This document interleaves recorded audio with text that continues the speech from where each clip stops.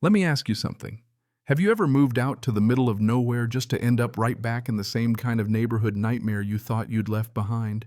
Because I have. And trust me, the only thing scarier than an HOA is an HOA with a grudge. I didn't think that when I bought this place.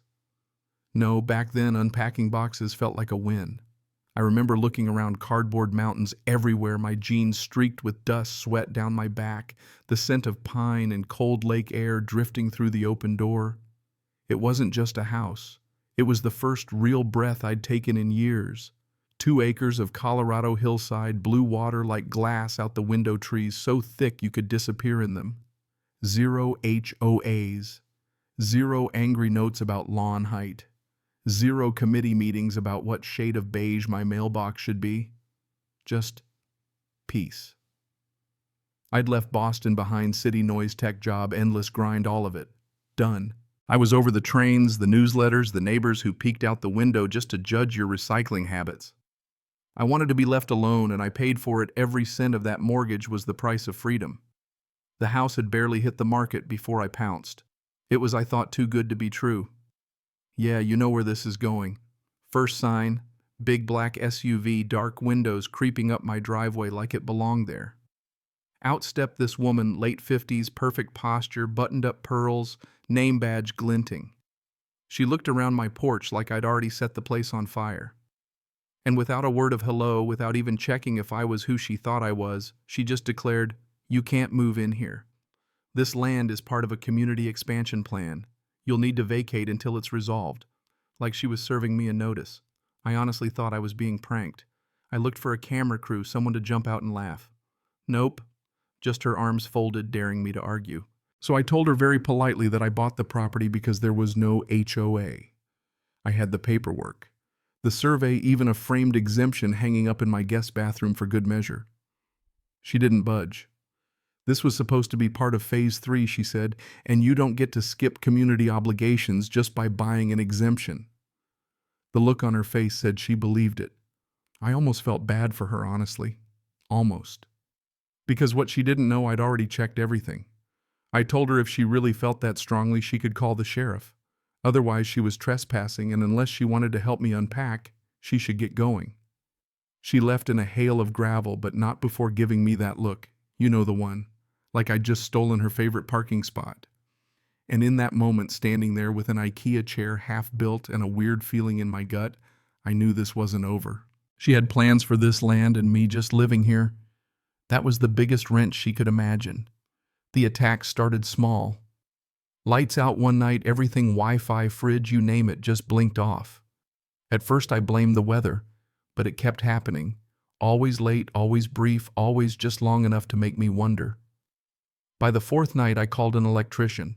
Walt, big guy, hands like baseball mitts, comes out, pokes around, and tells me point blank, "Someone's been tampering with your lines. Not a loose wire, somebody wants your lights off." He showed me private contractor tape, shut-off relay, not the utility company's doing. It got worse. 2 days later, the water goes brown, then cuts out entirely. Plumber says the main valve's been closed by hand. Whoever did it left behind a laminated temporary disconnection notice complete with a bogus HOA logo. The city had no idea. Lady at the municipal office squinted at the notice, said the logo was a stock image, not even their font. That's when the mailers started. A thick envelope from the Whisper Heights HOA. Formal letterhead. Zoning inconsistencies. Property subject to corrective integration. All signed by the Queen herself. Karen. Of course. She was trying to drag me into her HOA world by force if necessary. No direct arguments anymore. Just sabotage and intimidation. You ever have someone try to rewrite reality around you?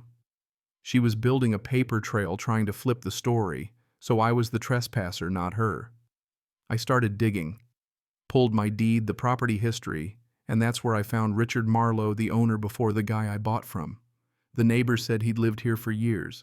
I tracked down some old HOA records and found his name all over them, big bold letters accusing him of willful obstruction of community harmony. Translation, he didn't want to change his mailbox.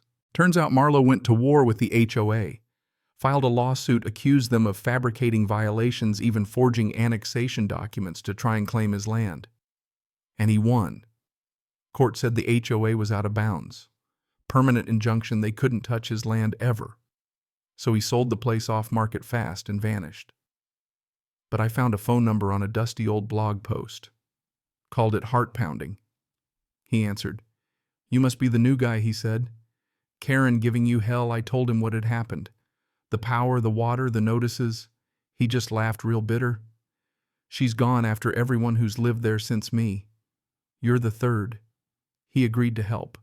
Sent me files, court transcripts, meeting audio, financial records. One document labeled Phase 3 Reintegration Strategy. My property right there on her list. She'd planned this. Maybe not me, but the land. Absolutely. That night, looking out over the lake, I realized she wasn't just power tripping. She was running a playbook. And for whatever reason, my house was in her way. Things came to a head when the county showed up. Not a cop, not code enforcement, a building inspector answering an anonymous tip about unauthorized construction. I showed him my paperwork, every map, every receipt iron, survey markers still in the ground. He shook his head, said it wasn't the first time he'd seen this. Karen had filed similar reports on other houses too. Off the record, he told me to document everything. So I did. And then I set a trap. I bought a cheap prefab shed, painted it a hideous beige, stuck it right on the edge of my property just inside the line but close enough to get her attention. Planted fake supplies around it. Hung no HOA access signs everywhere. Set up cameras, trail cams, porch cams, you name it. I even stuck a fake Wi-Fi antenna on the roof for good measure. Didn't take long. Middle of the night, my phone pings. Motion detected. I watch on my screen as Karen herself, yoga pants and all, sneaks onto my land. Circles the shed, takes photos, even pulls up my warning sign and stuffs it in her bag. Then, cherry on top, she marks the corner of the shed with pink chalk spray just like city inspectors use. She was creating evidence her own anyway. Next morning, I copied the footage, brought it to the same county inspector. He looked impressed. "You want to press charges?" he asked. "Not yet," I said. But I filed a formal complaint, trespassing, vandalism, impersonation of an official. Sent the footage to the sheriff. The planning board even uploaded a redacted version to YouTube. It blew up locally anyway. People laughed, memes were made. Karen claims her crown, someone wrote. Days later, her lawyer sent me a nasty letter. Cease and desist, slander, all that. I filed it away, future kindling, because this time Karen had stepped in it. The evidence was out. She wasn't just trying to fake a violation, she was caught spray can in hand. Did that stop her? Not a chance. She went bigger.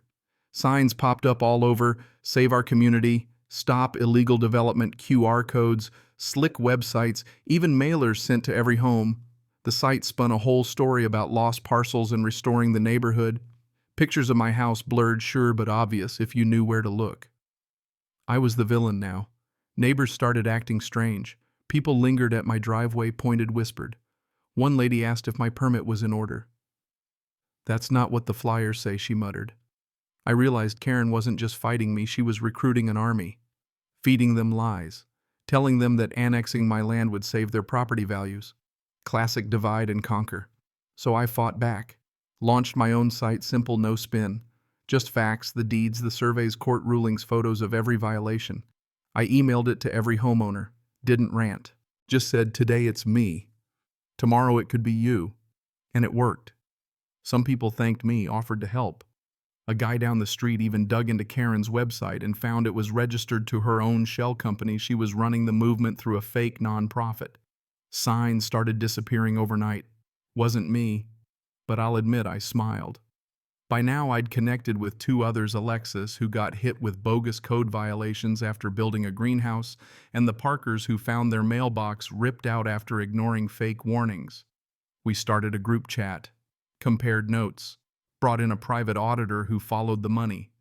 What he found was wild, over $900,000 of HOA funds funneled to private projects, a lakeside lot bought under Karen's company, a zoning request buried in paperwork.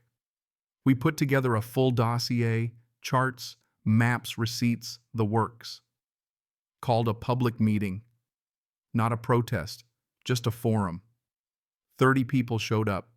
We showed them everything, no drama, just facts. You could feel the mood shift. Suddenly Karen's not the savior, she's the threat. After that we filed suit. Fraud, misuse of funds, trespassing, impersonation, the whole menu. Sent the evidence to local press.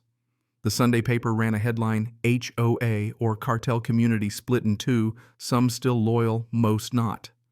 Anonymous tips started pouring in. Then the day came. 2 cruisers at the HOA office. Karen in her blue blazer, coffee in hand. They arrested her right there, no spectacle, just calm, professional, beautiful. The list of charges was impressive forgery, wire fraud, impersonating officials, misuse of funds. Turns out her future parkland was just a private lakeside home waiting for her signature. The HOA dissolved. The county took over, reviewed every boundary, refunded bogus fines.